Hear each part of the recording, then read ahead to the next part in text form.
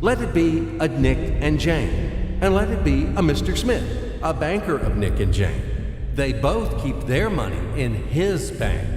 That's why we use the title Mr. Smith with respect. Nick really wants to buy, well, let's say Jane's bicycle, but he has no money. More precisely, he has money, but not enough, only $10, while Jane wants $100 for her precious bicycle. That's a problem. What should Nick do? Well, this bicycle is so desirable. He gives Jane his $10 as a deposit and asks plaintively not to sell the bike to anyone. He says that he will bring the rest of the money soon.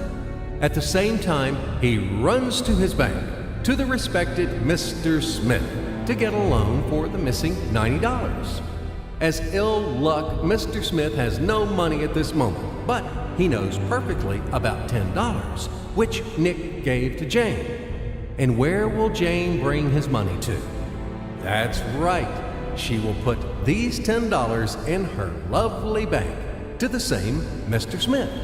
Therefore, Mr. Smith asks Nick to come back tomorrow, in the hope that tomorrow he will get these $10.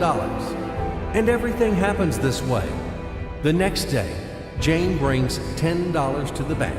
The bank provides Nick these $10 on credit. Nick immediately gives them to Jane. She again puts them in a bank. The bank again provides Nick these $10 on credit, etc. As long as Nick the fool will gather enough money for the bicycle. Don't you get confused yet? Be patient, I told you. These demons have been trying to confuse you during 1,000 years. These damn economists and financiers. But anyway, we will figure everything out. So what do we have in the end? Nick finally got the bike from Jane. Wow!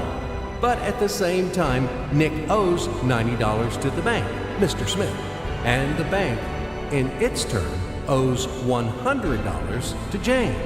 In other words, those $10, which existed initially, have magically turned into $200, $190 of debts plus real $10.